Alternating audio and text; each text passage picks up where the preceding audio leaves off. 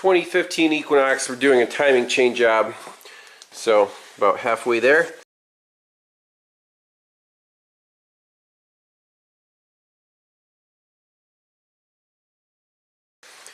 Valve covers off, timing covers off.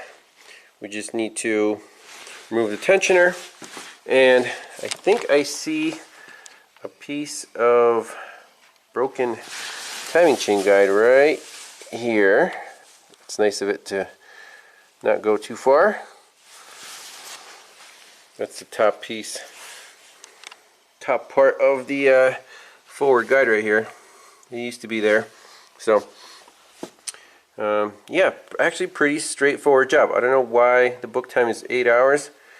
Usually I charge book time, but this one 4 hours max, I would say. But let's see if all the new components line up. Put the new chain on, button this thing back up with new gaskets, and ship it. Alright, we got all the timing components out of this Equinox. The broken front guide. This is the rear tensioning guide. Looks okay. And then the upper guide also looks fine. And then the chain itself, I lined it up with the new chain just to see if it's stretched out or not. Just a little bit, nothing crazy. But I think the big problem was when you run out of oil, the tensioner kind of loosens up and then it skipped a tooth. So let me install these components, we'll button it up, we'll take it for a drive. I think it should be good to go. Alright, so everything's looking beautiful. We got the timing marks lined up on the cams and the crank. And the crank one is a little difficult to see because of all the sludge. It's a little tiny arrow right there on the crank sprocket, tiny, pointing at that black link. So the guides are in. So the tensioning guide right now is loose. We have to put in the tensioner. So here's the old tensioner, here's the new one. It comes preloaded and locked, and after you screw it in, you just tap it and it'll pop out and extend to the correct length. So it's, I guess, a ratcheting type, or, you know, I can't lock this one, you have to like take it apart and relock it, but obviously with the new one it comes preloaded. So you take this guy and come behind the back of the cylinder head and screw it in, and it'll right up against that rear guide.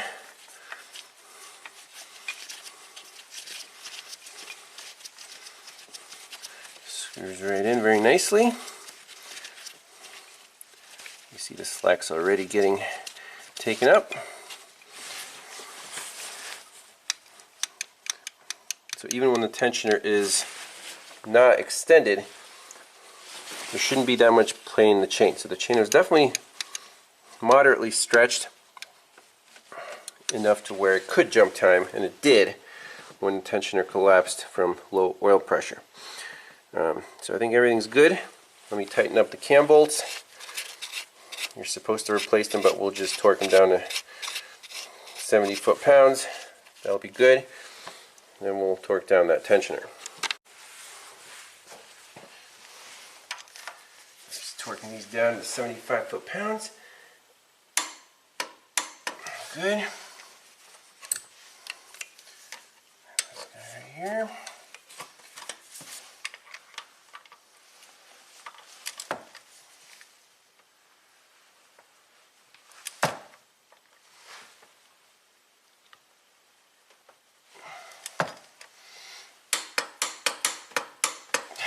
Happy with that.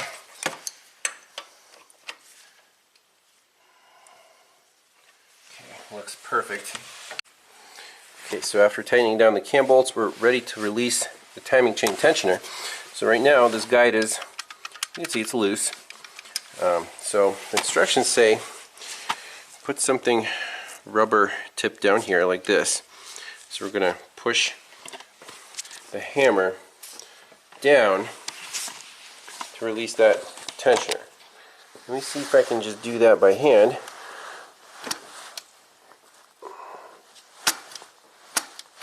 I think that did it. So now you should feel tension on that guide. Sure enough, we do. There's no need for hammer action. That's it. We just have to put everything back together, put on some new gaskets. This thing is ready to go. Now we got a brand new GM genuine timing cover gasket. And this is, I actually prefer this to RTV because you can't really miss a spot. And it's a lot easier to just peel off the old gasket and put on a new one than mess around with RTV. And these never leak. I've never seen one of these leak. These metal rubber reinforced gaskets. So GM did a good job on that.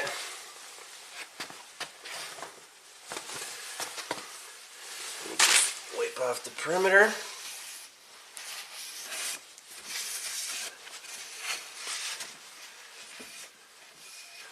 Okay, and install the new unit. Now you can see it got bent just a little bit during shipping. No big deal, these gaskets are forgiving.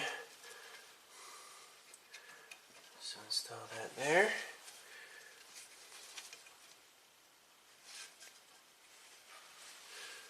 Like so.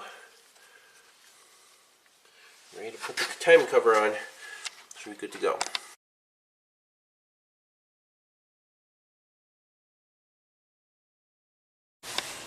Oh no. What is going on here? P0016 and P0017? Don't tell me I'm a tooth off. We lined everything up, all the marks. Everything is perfect.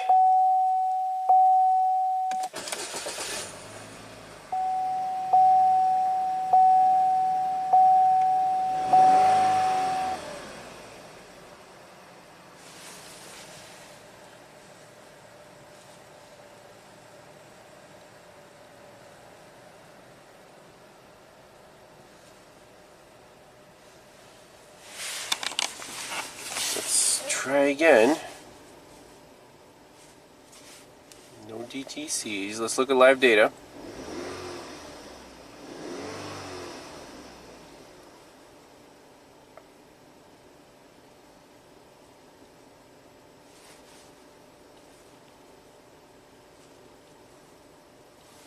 Is there a relearn we have to do?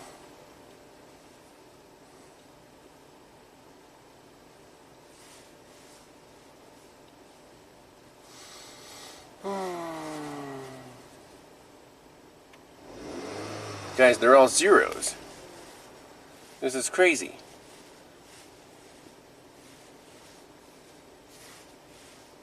Special functions, learn functions, crankshaft position variation learn.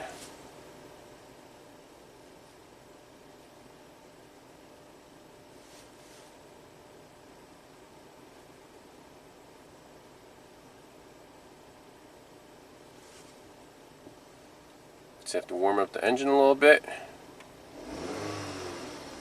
I don't know, let's see how it drives.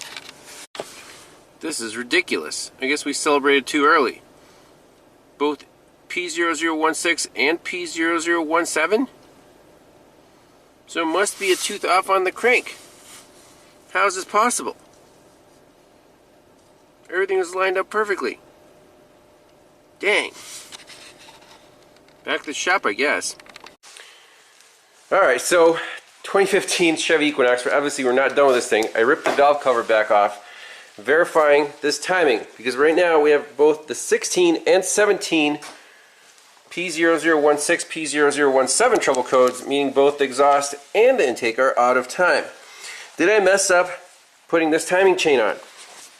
So remember, we lined up the links, everything was perfect on the crank and both cams, but thank goodness I've gotten in the habit of marking pulleys before removing any belt, any time tooth belt. So I did that before removing the old chain.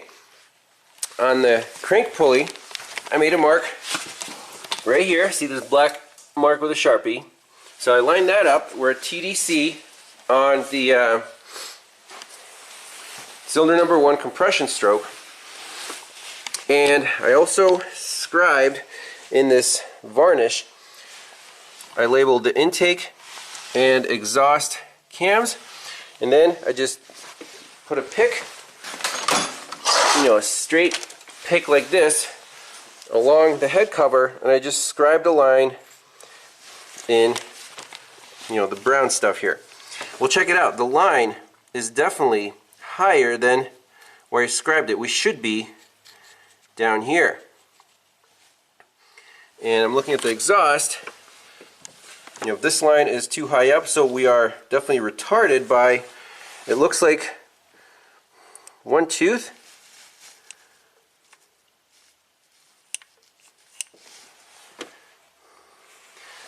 And then here, it's the same difference, because there are 15 links from the arrow to the arrow. I counted that. So the intake and exhaust cams are in time. However, on the crank, these are all shifted back, retarded by at least one tooth. So my fault. Easiest way to correct this, we don't need to take the timing cover off at all. We just need to pop out that tensioner, unscrew that, take it all the way out, and the chain will be loose enough where we can shift the sprockets back in time, and I think we should be in good shape. Cross your fingers. Alright, so using an adjustable wrench and an 18mm socket, there is enough slack without the tensioner to jump teeth on these sprockets. So I jumped one tooth on each one. So these are still in phase. They're just one tooth more advanced.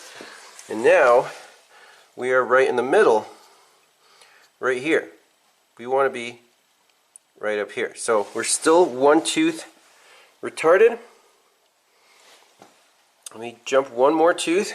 You always want to make sure that the black mark here, if it moves, you want to realign it and make sure that all the slack is on the tensioner side to verify the timing marks. So right now, you see that guide is loose, so all the slack is on the tensioner side. So we have one more tooth to go. Let me set up the camera and we'll jump some teeth. Alright, so let me just repeat this procedure. So we want all the slack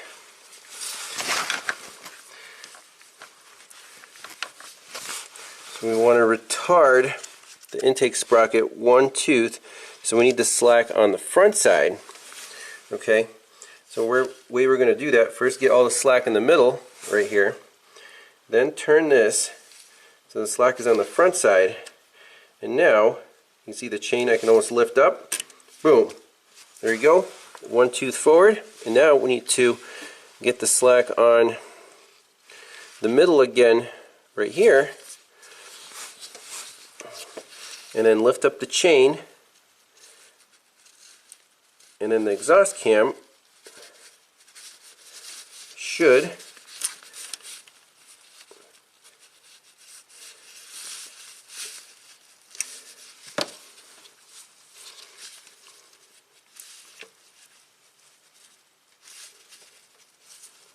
there we go, one tooth forward. Now let's bring all the slack back to the tensioner side without jumping any more teeth. Okay, and then we'll verify, I'm going to verify that the black mark is where it should be, right there.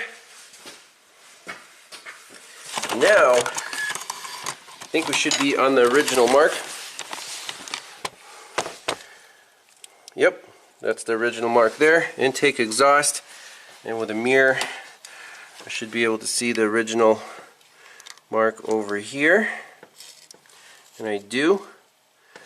Well, let me make sure it's 15 teeth from arrow to arrow, or 15 links. So start here.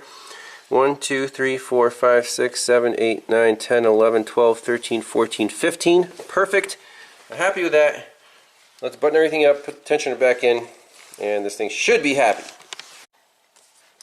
Alright, moment of truth number 2.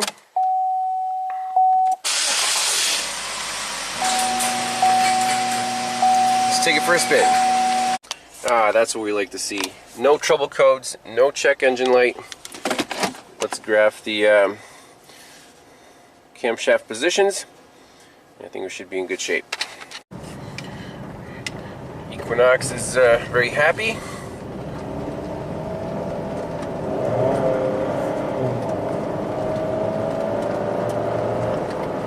As quick as it gets for a 4-cylinder with no turbo.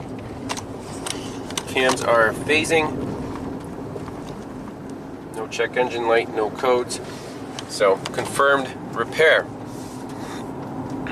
Now, you know, in this case, was this caused by lack of maintenance? Yeah, not really. I mean, 150,000 miles. One of these Ecotecs is probably going to need a timing job anyways. But good thing is, quick and easy, parts are cheap, and if you messed up the timing, buy a tooth or two, no big deal. You can just reset it, minimal fuss. So yeah, I say that's a win. So I think the customer will be pleased, and that's it for this one. Thanks a lot for watching. We'll see you in the next one. Bye-bye.